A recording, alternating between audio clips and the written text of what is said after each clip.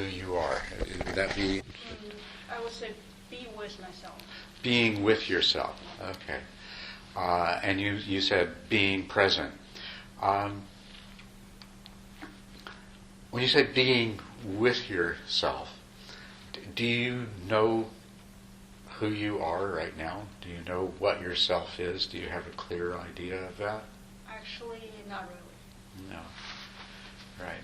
And I think that most of the people here would probably say the same thing.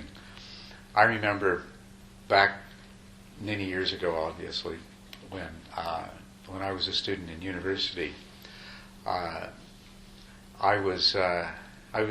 think it was probably a philosophy class I was in, and the phrase "know thyself" came up, and I remember I made a real effort. Okay, I should be able to know myself, and discovered that it's virtually impossible to just say, okay, who am I anyway? What is this self? So that is another very accurate description of what meditation is. I really like you said to attain the clarity, because that's exactly what we discover when we try to look inward and see the nature of our mind and who we are. Is a total. It's a whirlwind of changing things, and to be able to get any clear impression is extremely difficult. And of course, you have the other problem that this gentleman mentioned too, that before you know it, you've forgotten what you were trying to do anyway. So, yeah. So, and being present. Now, I'm interested. What motivates you in terms of being present and being with yourself? I experienced that when I was present, that I stay with the people I'm with, or stay with the environment I am.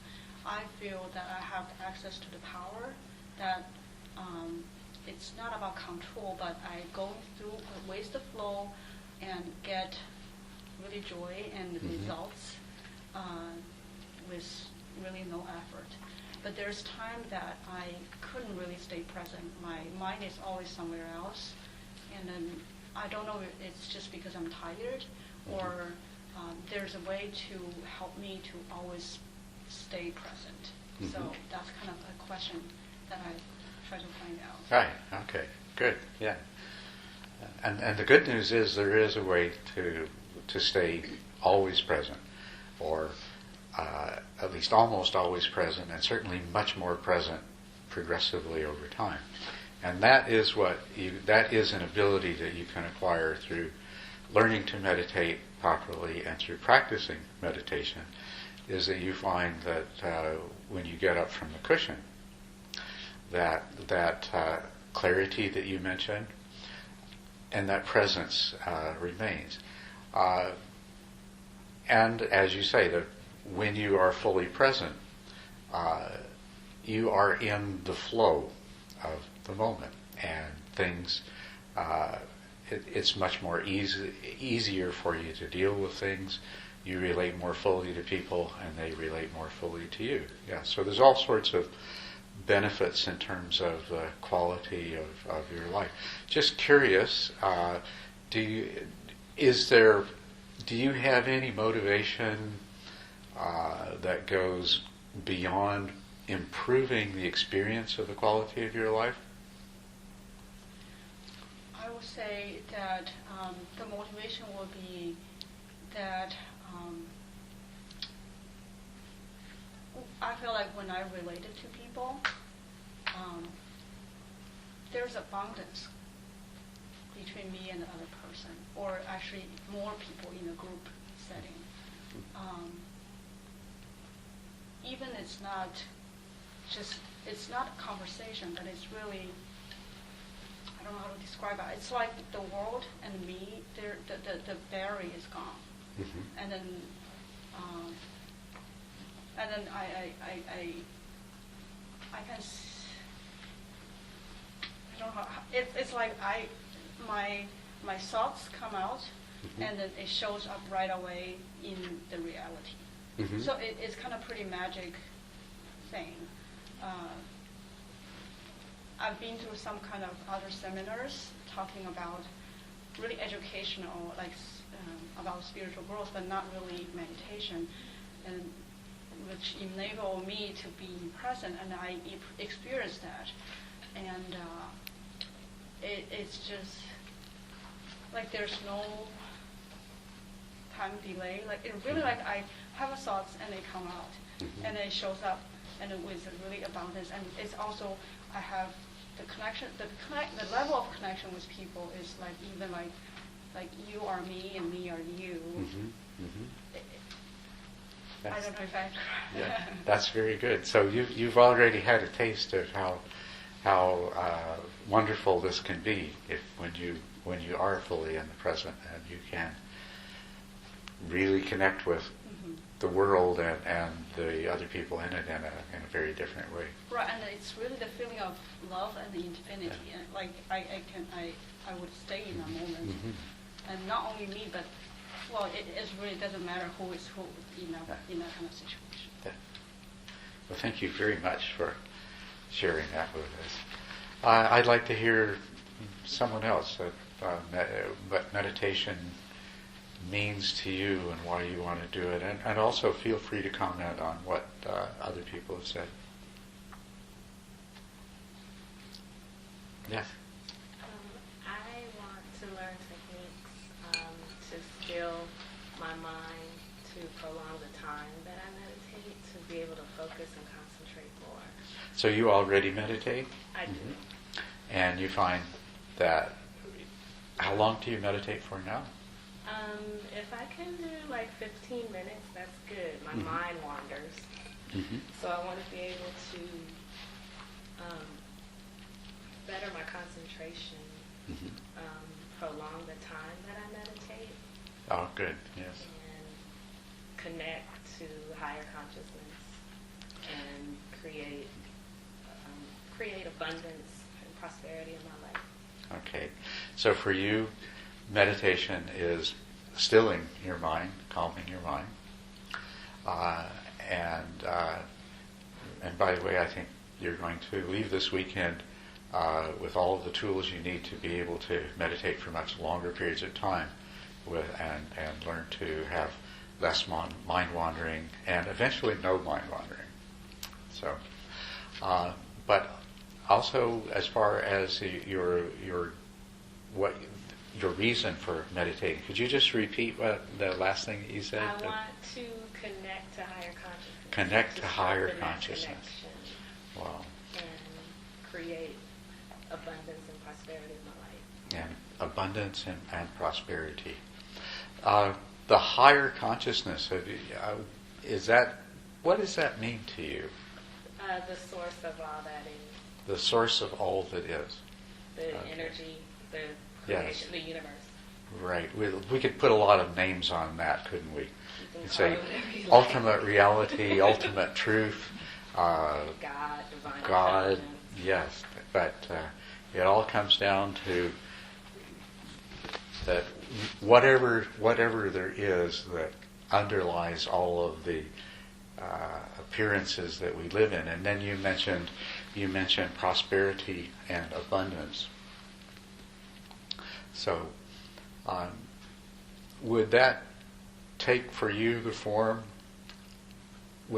Must that take for you the form of having a large amount of money or a lot of material goods? No, not necessarily. It's really not about material things. Mm-hmm. It's really more about internally within me. Yeah. So it could come about through feeling fulfilled and satisfied with what the world has to offer you, Right. which still doesn't keep you from having more if it comes your way, but yes, that's very good. That's an excellent reason for meditating, because that is indeed, if you go beyond just stilling your mind, and you allow the meditation to teach you more about the nature of yourself, why this self that you feel you are reacts with the world in the way it does. It will give you the keys for having that experience of prosperity and abundance and satisfaction and fulfillment without being dependent on external factors. So that's what's very wonderful about it. So, yes. So the things I like to improve or get from meditation, I was thinking while everyone else was answering. Instead of listening, I was thinking, sorry. So I guess there's three, and one is I'd like to develop the skill to choose what I think about. So that means not wandering, thinking about my breathing, solid if that's what I want to do. Right? Seems like I should be able to develop that skill. Another is, and its outcome of that is, I want the ability to choose how I respond to something instead of just a reaction. To have the presence to think and realize I have choice and weigh the choices and make a choice. So I'm not just reacting. And the third is I'd like to enjoy the experience of meditating. An activity that is enjoyable, doesn't hurt anybody, doesn't cost anything, doesn't make you gain weight, doesn't do anything bad at all, but it's just very enjoyable. So that seems like a good thing to learn how to do. Right. Yes. I think those are really good things to have available to you if you can. The first one, being able to think about something if you want to, for as long as you want. That's the mind wandering, and of course a part of that I think is to be able to not think about things that you don't want to. Right. Not be caught up in the things that are, and really that relates perhaps to the second thing you mentioned, which is if you have clarity about your mind and your mental processes and what you want and what's important to you and everything else, then you are not compelled to think and act, because you're compelled to think in ways that you don't necessarily want to all the time. And so by coming to, it's also a part of the stillness, by coming to a place of calming the mind, knowing who you are, and being able to be present in the moment, you can overcome the compulsions which otherwise are in control of your thoughts and your speech and your behavior, all of your actions. So that means that you could essentially start to be the kind of person that you've always wanted to be, right? Yeah, right. And the third thing that you mentioned, you'd like to enjoy meditation. Meditation itself is very enjoyable, and particularly in some of the more profound states of concentration, there is a lot of mental joy and even physical pleasure, and it's quite a wonderful experience. But your choice of words, I don't know if I remember them exactly, but even better than that is when you're not meditating and living your life is something that is a pleasure and causes no harm to anybody else. And I don't remember what the other things you said were, but that's the way you want to live your life, in a way that is good for you and not harmful for anyone else. Yeah. Were you going to offer something? I was going to say also gaining weight.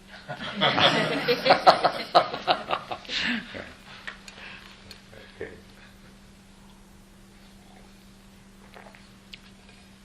Who else? Yes. I think what I'm actually seeking is actually I think is quite similar to the lady just mentioned about to be present. Yeah. But I think I'm actually looking for something to be, try to be, have right thoughts at every moment. Right thoughts and Right try thought, to be mhm. with positive thinking. Just as looking at things and look at them as what they are. Try to not be confused, like come up with negative thoughts Mhm. and try and confuse myself.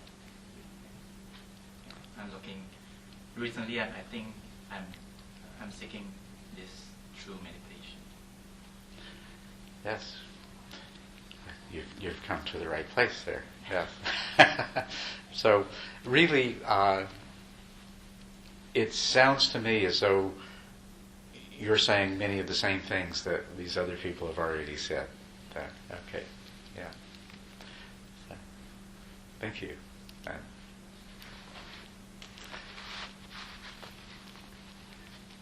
Does anybody else like to offer, especially if anybody has a different idea or impression of what they think meditation is or means, or what the goals and purposes of meditation are? I'd really like to hear that. I'd like for us to all pretty much have all of the different ideas and possibilities that we hold in this group out in front of us as we go into this. So,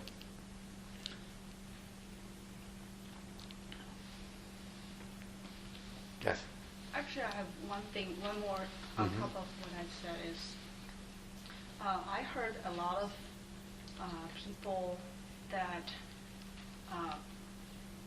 hold these spiritual growth classes, or they do meditations because they actually work very, very long hours, and they only probably have like 4 hours a day time of rest, and they would actually have very high energy, and they're very clear through the whole day. I don't know how they did it, and almost every one of them saying that they gain that just through meditation. They don't.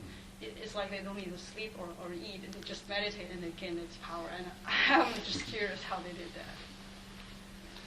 Well,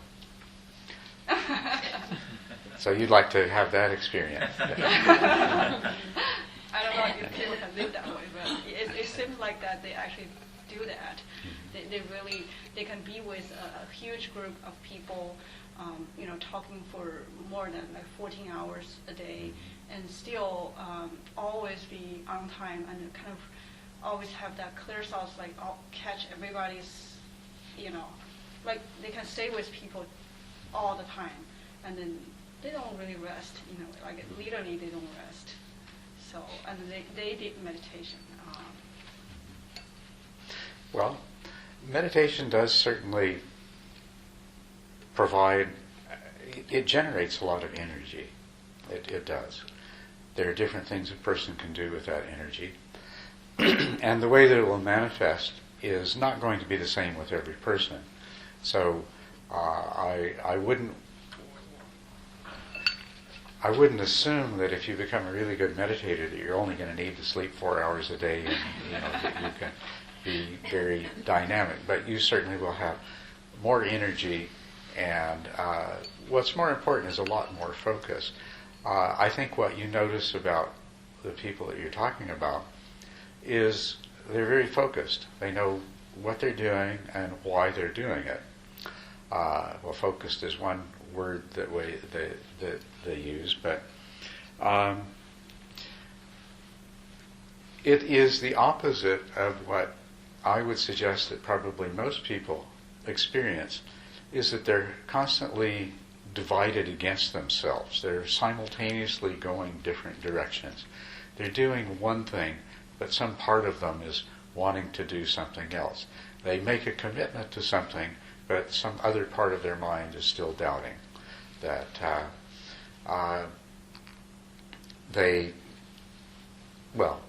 that's just the idea, the general idea. That do you not find that you very often, if you could just bring all of your resources, all of what you are, to focus on whatever you were doing, that you would be far more effective. And if you could do that all the time, then you would be an extremely dynamic person, and you'd be very, very focused and effective in anything that you did. Yeah. And so definitely you will experience that if you follow through on the meditative path. That is one of the most important things that will come about, is that you will come to that place where, to put it very simply, you are not divided against yourself, that you have a mind that is functioning harmoniously, coherently, that you could say it's unified. Yes. Thank you for that. Anyone else? Okay. Either some have said it all, or others are shy. So, nobody considers the purpose of meditation to be awakening. No, you do. You didn't mention that. It just seemed maybe in a weekend a little audacious to mention.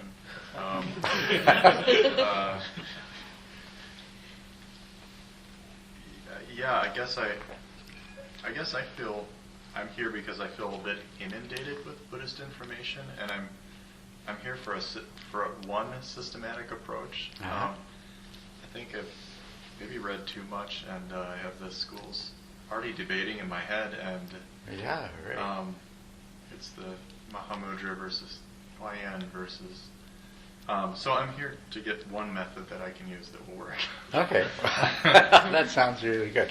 But in terms of the end result, you do see it as being what is called enlightenment, liberation, awakening.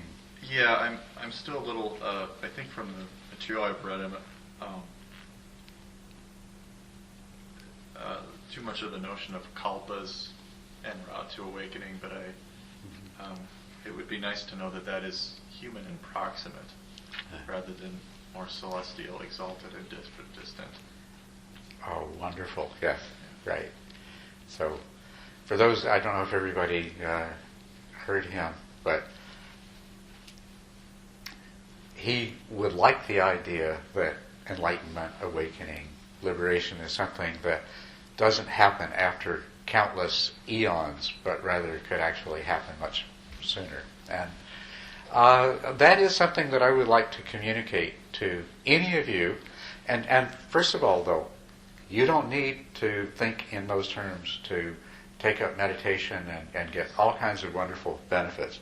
But for those of you for whom the idea of enlightenment or awakening, or whatever term you want to use for it, but that somebody mentioned higher consciousness, but it's the ultimate higher. It was you, the ultimate higher consciousness. Let's call it that. That for all of you for whom you see that as being a potential outcome of meditation, I do want to assure you that it is within your grasp. It is unfortunate that for various teaching purposes, in many traditions, there are ideas that plant the seeds that this is something that is virtually unattainable and beyond the reach of most people. And that's not true. It is within everyone's reach. You do have to make it the full primary focus of your life and of your activities. It will not happen as a part-time hobby avocation or something that you fit in amongst your other activities. But it is, and that was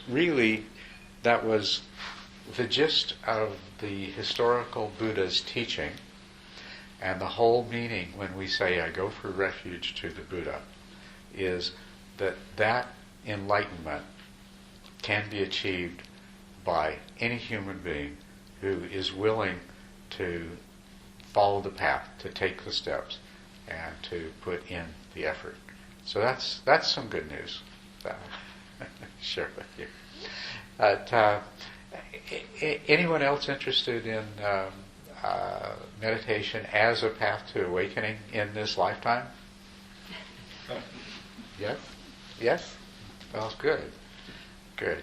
So when we talk about it, we'll talk about it in those terms as well. What about meditation? What about the term insight? Is that familiar to some of you? That's kind of what I was wondering. The types of meditation, I'm sort of feel like Nathan a little inundated with maybe too much information. Yes. About different styles of meditation and what's. I hear you going back to the early stages. Yeah. So are we going to do insight, or is it going to be calming, or is what style or what venue are you offering? Okay. There's a good question.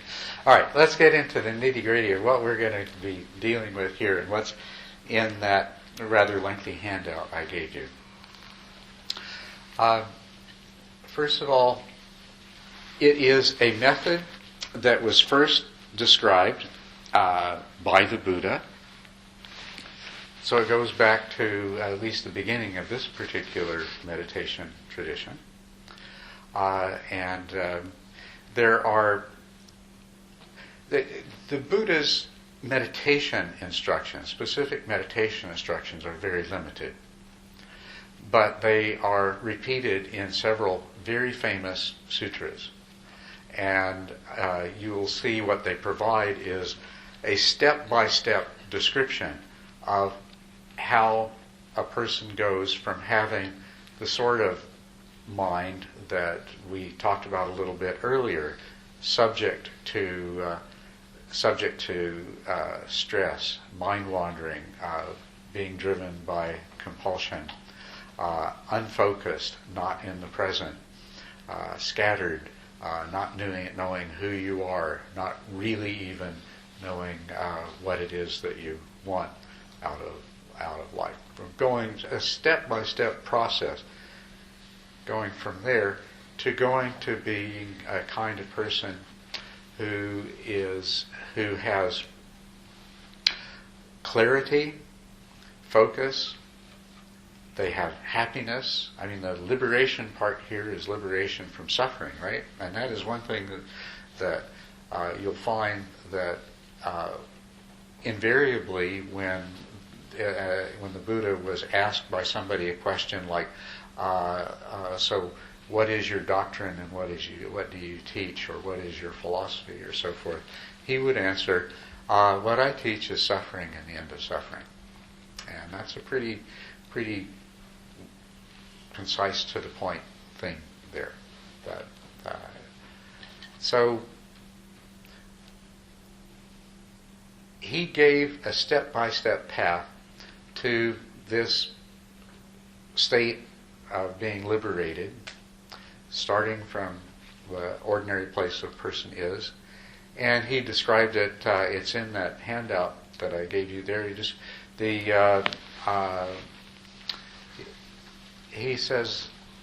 describes it in terms of meditation on the breath, mindfulness of the breath, and then he describes stages by which that is developed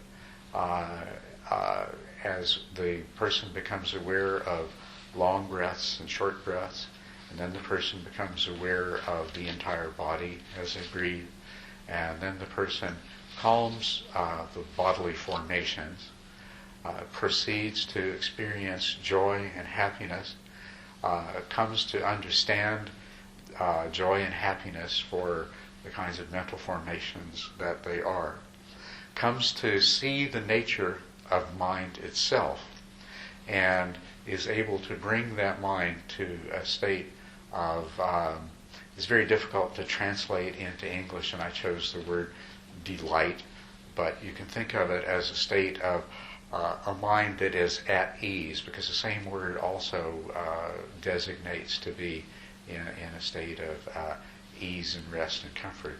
So it's to have a full awareness of the mind and its workings in a state of ease and in a state of concentration and in a state of liberation from all of these things that's normally beset by.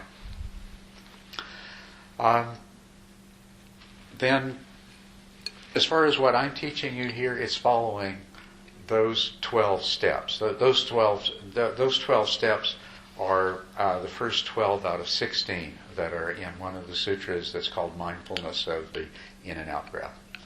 But the first 4 of those 12 show up in 3 other sutras as well.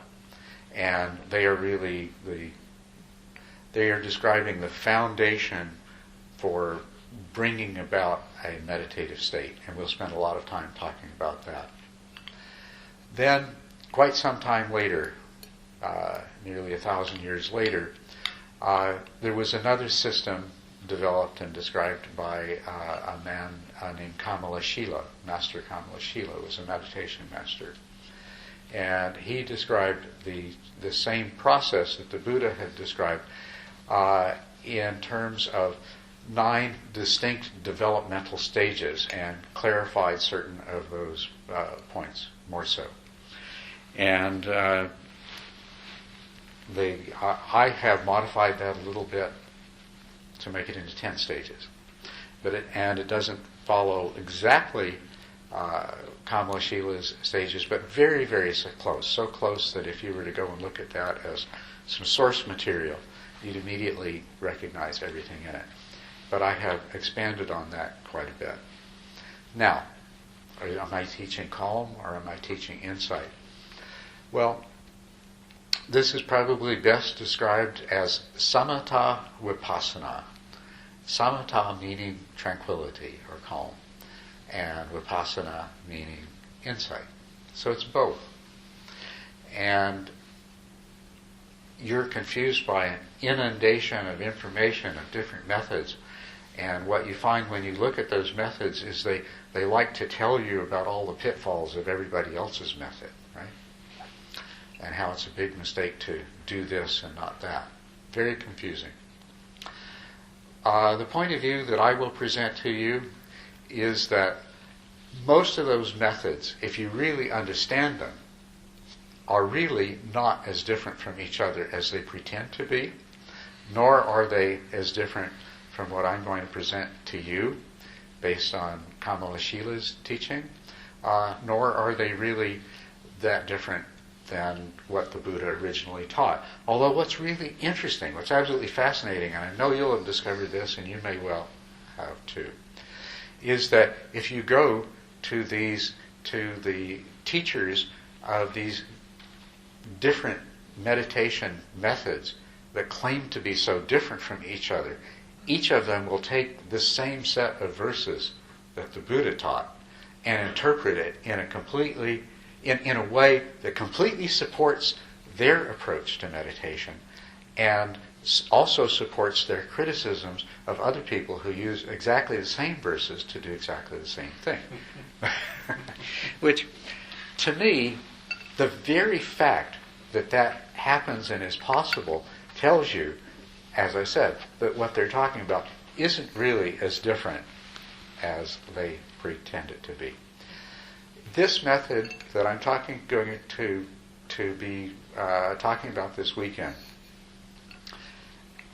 is focusing primarily on developing samatha, calm. The 10th and final stage is the stage that properly bears the label of samatha.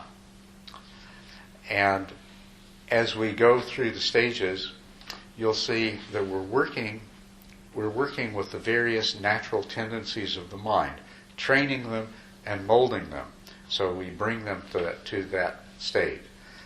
But at the same time, all of the important insights are revealed along the way. It doesn't mean that the meditator will necessarily discover those insights and recognize them unless they know what to look for and unless they have some guidance. But even if, and those insights can come at different places in the process, but even if a meditator were to practice and cultivate samatha right to the 10th stage without having clearly grasped any of the vipassanas, any of the basic insights, from the state of samatha, given a little tiny bit of direction, they would all be immediately available, be very quickly available. So these methods aren't as different from each other as they appear to be. I don't want to lose too many people and put too many people to sleep who don't know what I'm referring to while I'm talking to those of you who know more about it. So let me just ask a quick question. How many of you are familiar with what's called the progress of insight, described as a series of knowledges that lead to enlightenment? Are you talking about the jhanas? No, I'm talking about it's a series of stages that a person goes through that. No, it's not the jhanas. You're about the only one for that. If what I'm remembering, I remember something in Tibetan system in the fifth stage is something like no more meditation, that there's no more difference between. Yeah. If that's. No, that's not it. Okay. All right. All right. So, yes. So it's like the 8 knowledges. Uh, Is it usually, which are the 8 knowledges that you're thinking of? Can you remember it just a kinda few? starts of like knowledge of the rising. Rising and passing away and things. dissolution. Yes, exactly. That's exactly like right. Okay. equanimity. Okay. Well, I'm not going to go into a lot of technical detail. I'd love to talk to you about this if you were more familiar with all these different systems, but you're not. But let me just, without going into the detail, just tell you that there are a lot of people who will say there's 2 kinds of meditation. There's samatha and there's vipassana. There's insight and there's concentration meditation. And for those who say that there is a separate kind of meditation called vipassana, the systems that they work with are based on a series of knowledges that are developed, and they're the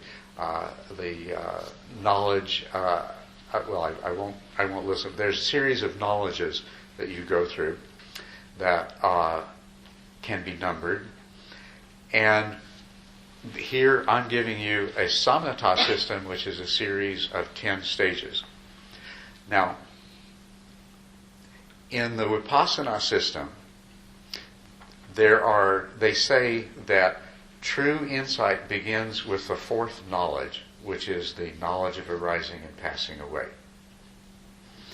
And they say that's followed by a 5th knowledge, which is knowledge of what is and is not the path to enlightenment. And then that is followed by a maturation of the knowledge of arising and passing away. And then that's followed in turn by a 6th knowledge called the knowledge of dissolution, and we go through some other stages there. Okay? Now if you look at this system here, and compare those 2 side by side, you would find that the 4th stage, the knowledge of arising and passing away, that is referred to in the vipassana system as the fourth knowledge of arising and passing away, corresponds to exactly to what we would call in this system here the 7th stage of the development of concentration. And the knowledge of what is and is not the path to awaken corresponds exactly to what arises as the meditator in this system moves from the 7th stage to the 8th stage. And then there's an interesting thing that happens. This system continues on through stages 8, 9, and 10 to samatha. The other system takes a detour through what's known as the knowledge of dissolution, and then what are called the dukkha jnanas, the knowledges of fear, misery, disgust. And then the reflection and the determination, and then finally coming to a knowledge that's called the knowledge of equanimity towards formations, which happens to correspond exactly to the 10th stage in this system, samatha. If you line them up side by side, they both come to this stage together.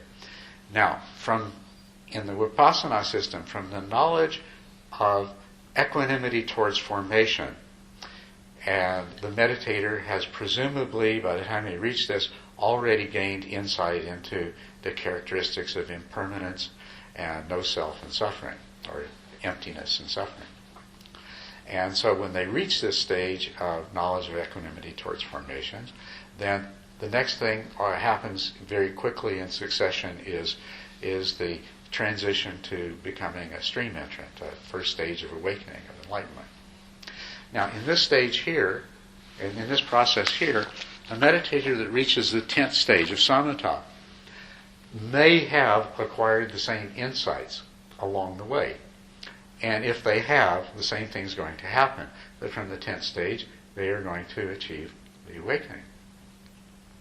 Or if they haven't, it is from this 10th stage that they will be able to achieve those insights very quickly and achieve awakening. So you see, if you understand these systems and line them up together, you'll find that they're really not that different from each other. Not only that, when we get into, I'll get out of this more esoteric stuff right now. When we get into the nuts and bolts, the beginnings of it, you sit down to meditate, and the first thing that you discover is the wandering mind, the forgetting what you're doing. You forget what you're doing, your mind wanders for, who knows, 30 seconds, 10 minutes, and then you suddenly realize, oh, I was meant to be doing whatever practice you were doing. And it doesn't matter whether it's a Vipassana practice or a Samatha practice. You're going to have exactly the same experience. You're going to sit down, and before you know it, you realize you spent the last 5 minutes daydreaming. Or, well, we'll go into all the different possibilities of that. You're going to go through, no matter what practice you do, you're going to go through exactly the stages, same stages of refinement of your skills and what your mind does. And as I pointed out in my discussion earlier, right up to the very final stage of the processes, you'll see they correspond to each other, one another.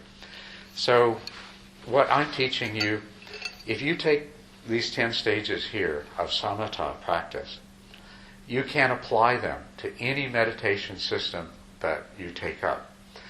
Except, of course, for an advanced system without doing the prior work. You mentioned Mahamudra. But if you do Mahamudra properly, you do this first.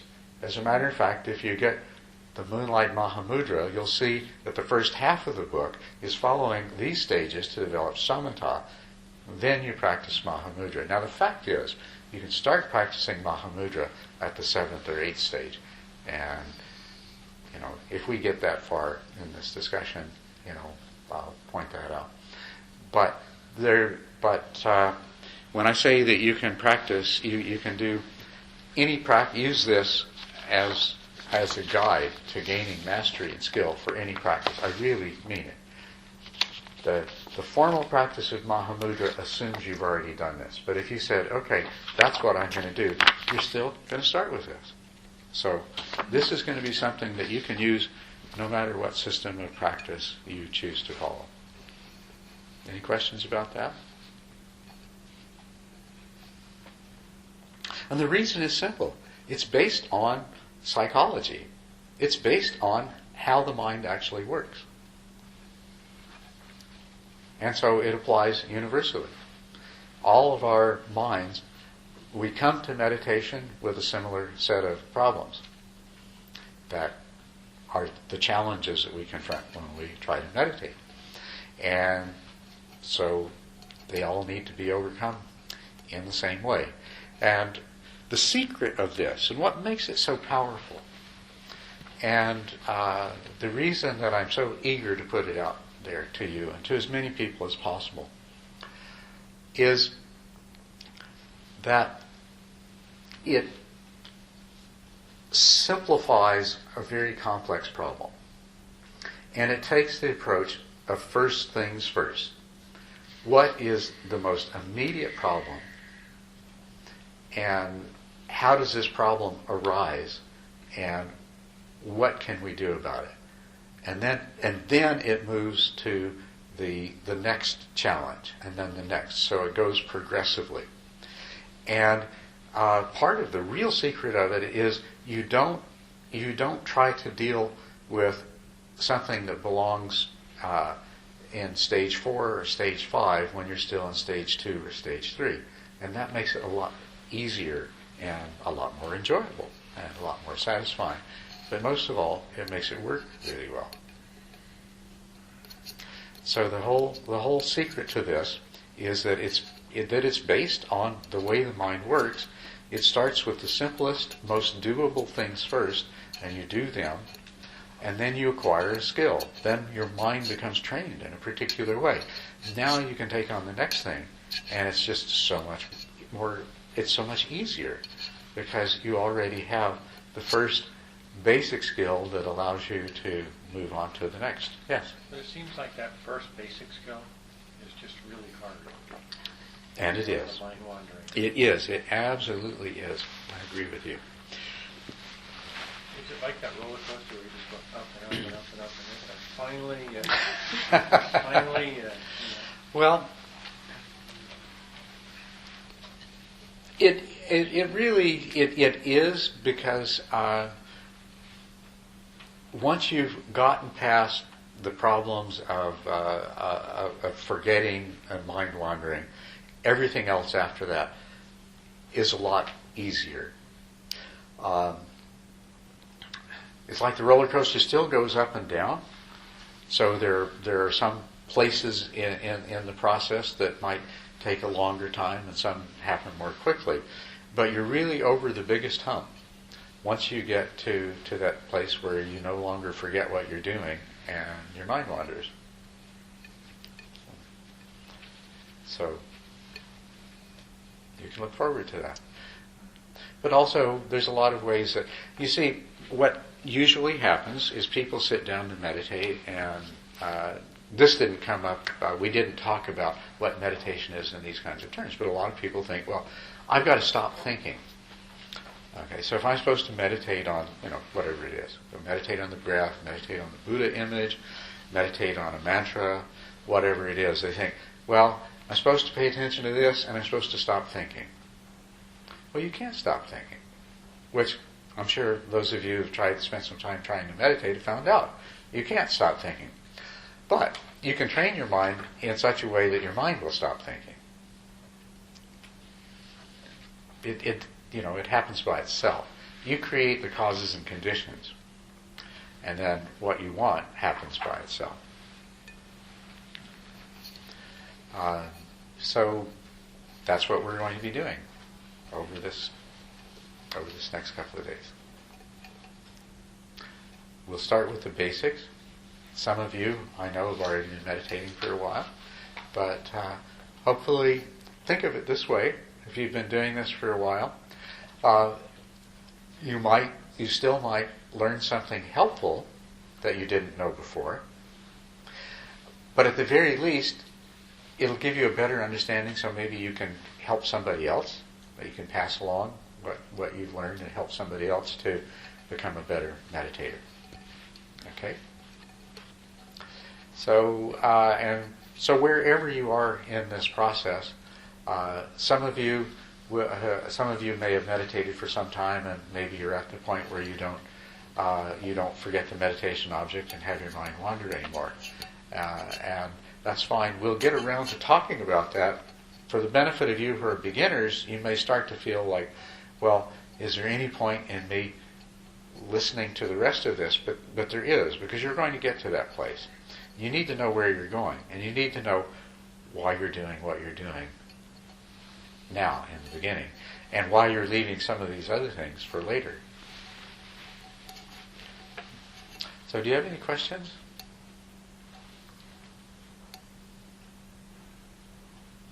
What about, no questions? Okay.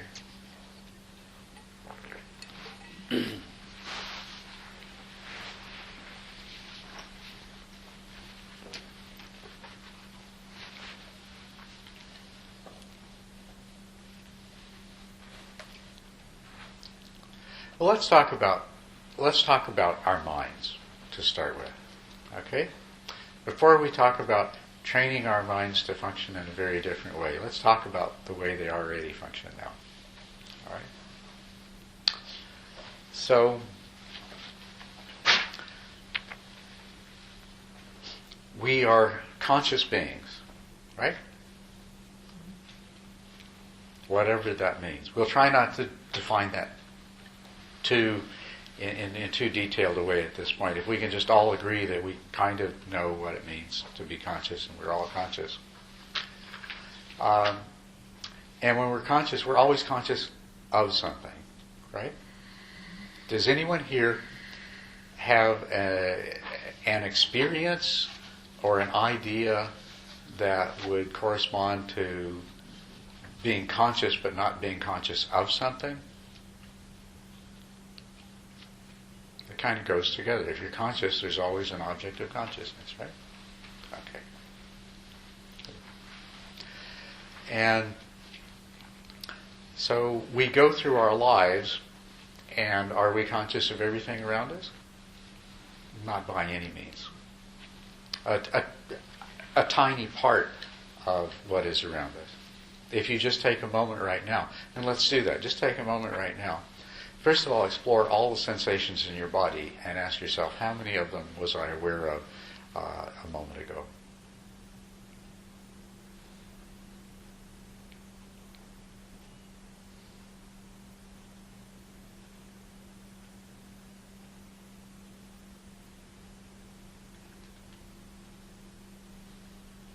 And same thing, sounds. How many of the sounds, there's a hum, some piece of machinery. Were you aware of that before? Some might have been, some not. There's been all kinds of sounds, though. And then, of course, visually. If you were to close your eyes, could you accurately describe everything around you in this room? Or even what the person next to you is wearing? Probably not. I mean, maybe some of you would, but I would guess that most of you wouldn't.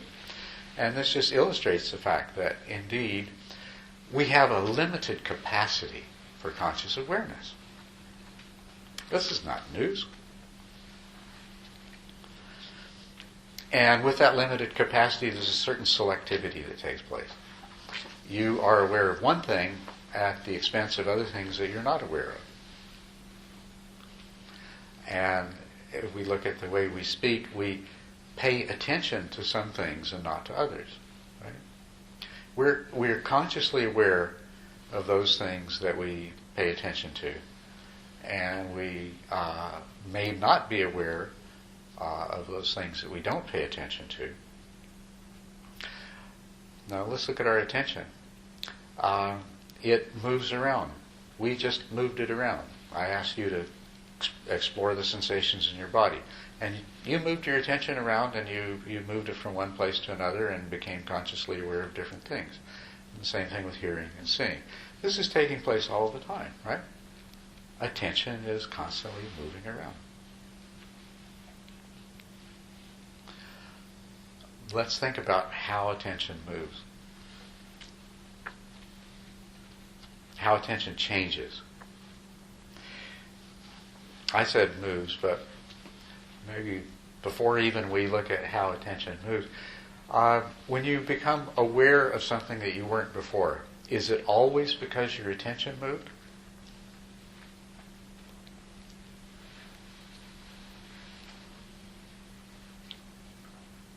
Well, I think you become aware, and then your attention moves to that thing you just became aware of. Like someone poking me with a pin right now, I then become aware. That's right. That's one of the, that would be a movement of attention. Or if an argument started on the other side of this screen, your attention would go to that. And your attention would move away from what you were paying attention to before. But, of course, sometimes something just intrudes and your attention doesn't move, but something intrudes, and sometimes your attention is taken over. Sometimes you deliberately move your attention, as we did a little while ago. So, but the point is that whatever it is that you're aware of is constantly changing, and that can be under your deliberate control, but there's a huge amount of movement of attention and change of the contents of attention that you are not in control of, right? But you can deliberately direct your attention. So this is an ability that you're born with and you exercise many times every day. Even though the vast majority of the movements of your attention, and tell me whether you agree with this or not, I would say the vast majority of the movements of your attention throughout the day are not deliberate. They're not intentional. They happen spontaneously, or something like the pinprick draws your attention, but it's not intentional, right? But nevertheless, you wouldn't be able to function, you wouldn't be able to do your job if you didn't have the ability to direct your attention. That's a good thing, right? And of course, that's what we're talking about when we meditate, isn't it? That you are intentionally directing your attention somewhere, wherever. And you have to have an object of conscious awareness. So you're going to be directing your attention to something that it could be a physical object, but or it could just conceptually be an object, but it is something that's going to be the object of your conscious awareness when your attention is in that place. So meditation is about, first of all, learning to direct your attention, and then sustain your attention. Now, if you think about it, throughout your day, your attention rests on something. It rests on something for a period of time. It may be very brief, or it may be extended. What determines how long your attention rests on any one thing? Yeah? Sometimes your interest in that object of attention. Absolutely, your interest. That is one thing. Some things are intrinsically more interesting. Something that is very attractive or desirable will hold your interest. Something that is threatening will hold your interest. Or something that is novel and unusual will hold your interest.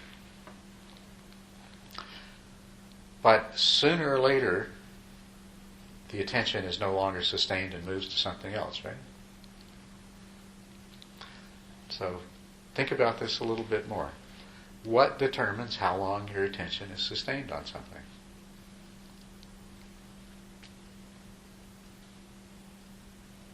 Well, it's how long you find it interesting, or it's not overcome by something else that intrudes and pulls it away. That's right. When something else comes along that's more interesting, then the attention is no longer sustained on the first thing.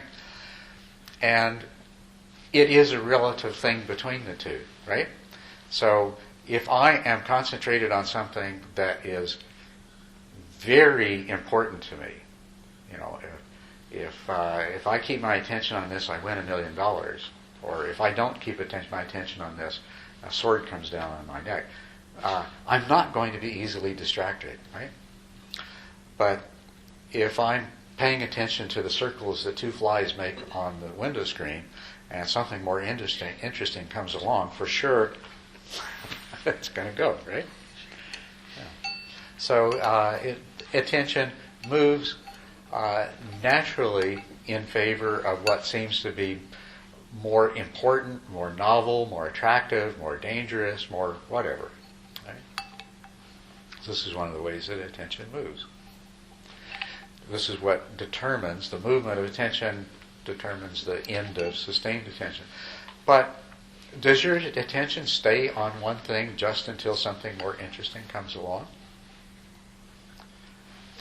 No, it doesn't. As a matter of fact, if you think about it, even when you are engaged with something that is relatively interesting, isn't there a tendency for your attention to keep checking through a whole lot of other possibilities?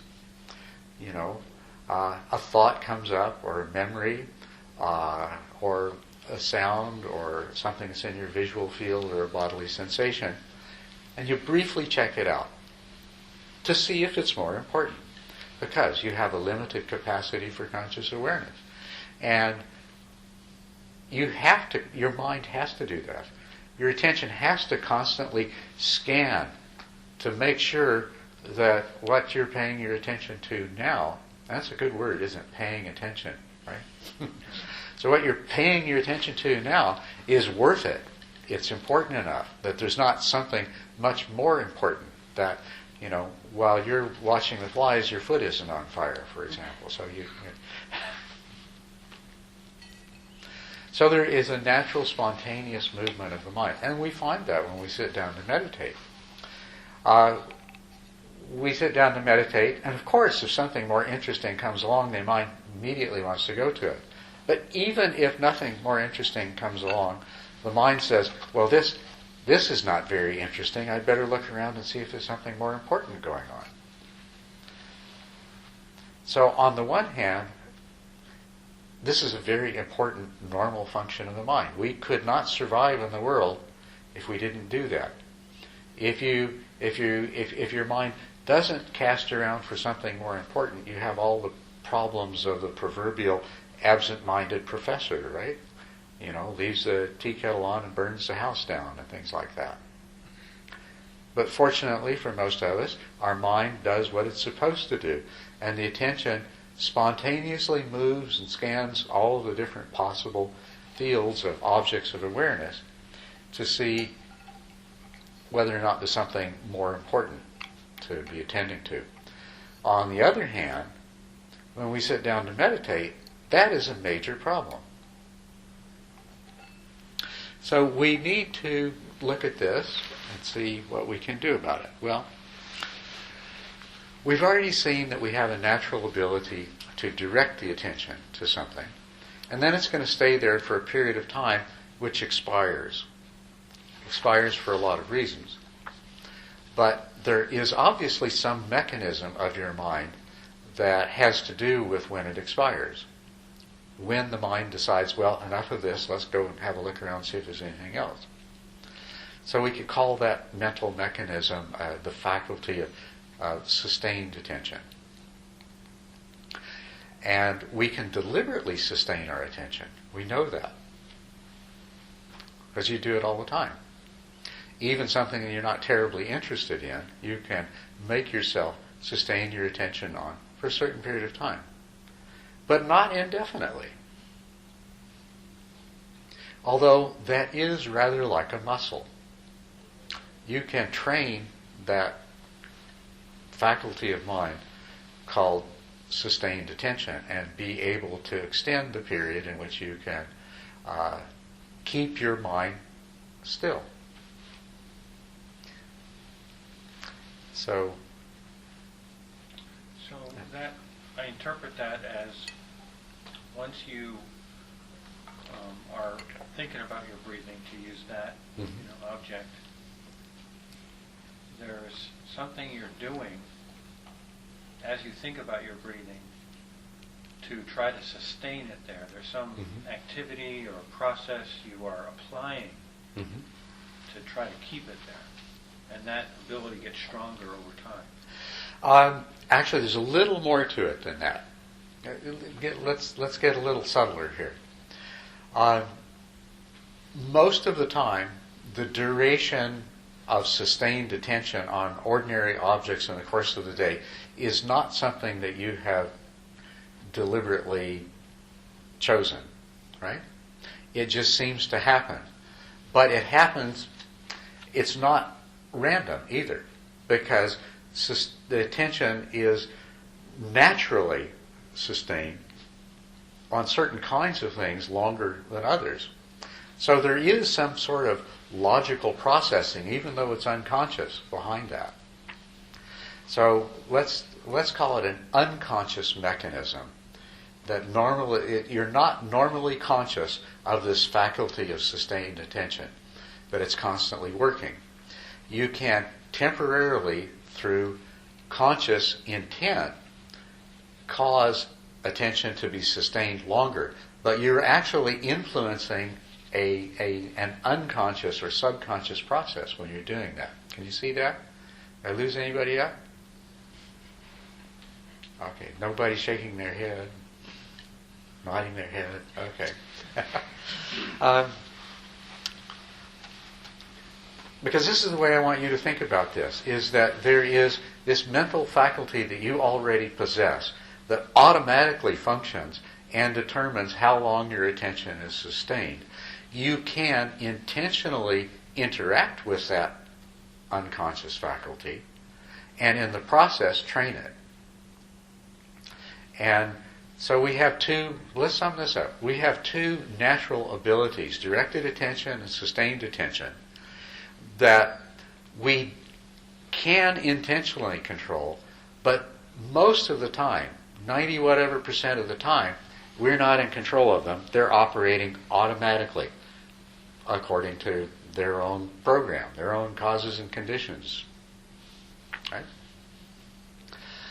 And we can see that in order to cause the mind to become still and stop moving around so much, if we could take those two abilities that we already have, directed attention and sustained attention, and train them so that they do what we want them to do, when we want them to do it, meditation would be easy, right? Now we couldn't if we wanted to, but the object isn't to create a kind of mind where the attention never moves unless we intentionally move it. I mean, that would be absurd. That would be ridiculous. We wouldn't survive very long. Same thing with sustained attention. If your mind just stayed stuck wherever you last left it until you thought of moving it, it would just not be good, right? So what you want, if you're a skilled meditator, when you go out in the street, or when you drive a car, or when you go to work, then these automatic processes work at least as well as they always have. Maybe a little better, because now your ability, the degree to which directed and sustained attention respond to your intentions and the needs is greater. But the rest of the time, they're still functioning automatically and carrying out the job that you need them to. But when you go and sit down on the cushion, those abilities are conditioned so that they respond to intention. I don't know if you formulate the intention that I am going to do this practice, then the attention is directed to whatever the center of that practice is and stays there. The sustained attention faculty keeps it there. Then you're a great meditator, right? And then the bell rings and you get up, and the automatic processes of directed and sustained attention turn on again and keep you alive and functional and doing well and performing as you should in the world. That's the ideal situation, right? Any disagreement? Or do you understand me? Do you follow me? Any unclarity here? What about the sustained attention if it's directed at yourself all the time? If you... I mean, okay, what about... Would this be a case where you're deliberately directing your attention? No, you don't want it deliberately. You know it's not a skillful means, so to speak. Mm-hmm. But yet, I don't know, karmatic seeds, whatever. Why is it coming back? If you find that you... Okay, let me just I make sure I understand your question. You're not actually talking about the theoretical scenario that I presented for training the mind right now. You're talking about what about the case where It's almost like a rumination, you're always reflecting on yourself.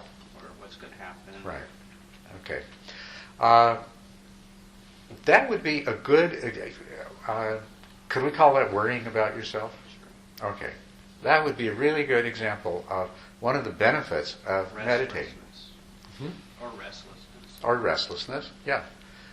That's a really good example of the benefit of meditation. If you have trained your mind such that these automatic faculties of directed and sustained attention will respond to your conscious and deliberate intention, then you can apply it when that happens. And this is one of the wonderful things about meditation. If you develop this skill and you find yourself worrying, you can deliberately redirect your attention away from those thoughts. Or sometimes people get depressed and they have, cycling negative thoughts. This is sort of the basis of clinical depression, is that people keep recycling the same bad thoughts over and over again, and it'll keep reinforcing the emotional state they're in. And this training, the wonderful thing about this training is that if you can teach a person with that kind of problem, even a small degree of this skill, then they can start, whenever they are aware that those negative thought processes are starting to go again, they can redirect their attention successfully and sustain it on something else. It doesn't mean that they do this once and forever it never goes back, but to the degree that they have succeeded in training those faculties, they will be able to successfully redirect their attention. They may have to keep doing it over and over, but they can redirect it, whereas before they couldn't. And to the degree at which they've learned to sustain their attention on the meditation object, they can sustain their attention on some different thought process and create a longer period of time where they're not preoccupied with that negative process, that negative thought process. So, once you have the skill the right name? I think it is, as long as you don't make the mistake of thinking it's something that you're doing. It's not something that you do. The only thing you did was repeat some simple actions over and over again that we're going to talk about. Meditative training. And by the way, meditation, the word we say meditation in English, bhavana, is training of the mind, is what it means. That's really... So when we have succeeded in training our mind in this way, even to a moderate degree, we are going to be able to use it very effectively in many ways. And so that example you mentioned is one of them. And it's a little bit more than avoidance training, then? It's completely different than avoidance training. You have what you have done is retrained exactly the same mental faculties that were causing the problem before to respond to your conscious intent. And so, it is a process of conditioning, but it's not... if simple avoidance training would work to overcome depression, all a person would have to do would realize how terrible they feel when they're depressed, and they would avoid that mental process. But it doesn't work that way. You got to get down to the nitty-gritty nuts and bolts of it. Is somehow the mind has a habit of keeping going back to these things, and if you don't have the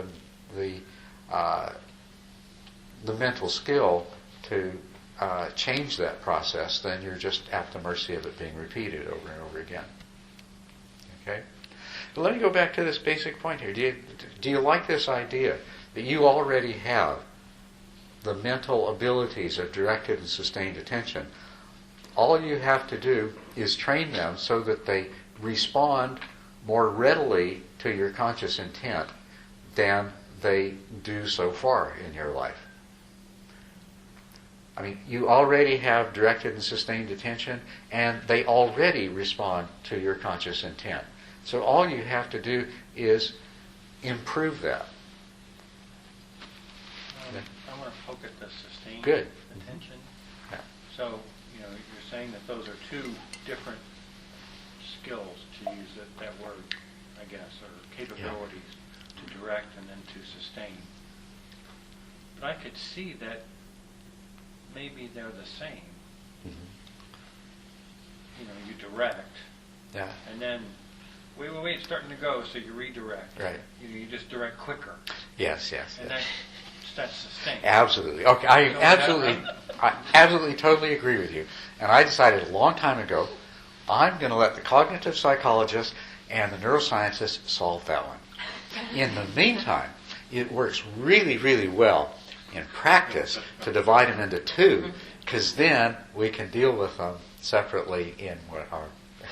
I'm fine with dividing them in Yeah. two, but to me, the reason you would divide them into two is so that you can train us to do different things to do each one of those. That's right. So Yes. you're going to talk this weekend, I guess, about what you actually do to improve this sustaining. That's right. Okay. Yeah, to improve sustained attention, and also to make directed attention much more responsive. Okay. And it's actually really simple. How do you make this muscle stronger? You work. By lifting things. So through repetition, it becomes stronger. Now, if you were to try to make this muscle stronger in an action that also involved 16 other muscles of varying degrees of strength at the same time, is the training going to be as rapid and effective? No. So another key thing is, yes, we're going to train these things, and we're going to train them. We're going to start off just training them by themselves, and we're not going to worry about doing anything else until we've got those mental muscles working better. But still, those two things, the directed and sustaining, are you talking about training those together or training just one? Well, we're going to be training them at the same time. Okay, okay, But we're going to make progress, so we're going to do different things to train each one. okay. And each one may progress faster than others, and it may not always be the same in every person. But let's look at how this is going to work, okay? Let's see, we're running out of time. I better not get into anything very... Okay. Maybe we'll leave that till tomorrow morning. Let's just say we've got a few minutes left tonight. Does anyone have any questions about what we've talked about? And does anyone have any enthusiasm for the idea of what we're going to do? Yeah. I can't wait to go home and just start, not sitting on the cushion, but watching myself direct my attention and sustain it, and what in the world interrupts and takes it somewhere else. Just Wonderful, walking around wonderful my room, idea. Yes, losing my keys and forgetting that I was going to do something. That's a wonderful idea. You start right this minute and start doing that, and that's going to contribute really very well to your success in this process. Yeah. But just be careful driving. It should help. But it's really interesting when you're driving to see the way your attention moves, and especially how far you can drive without being consciously aware.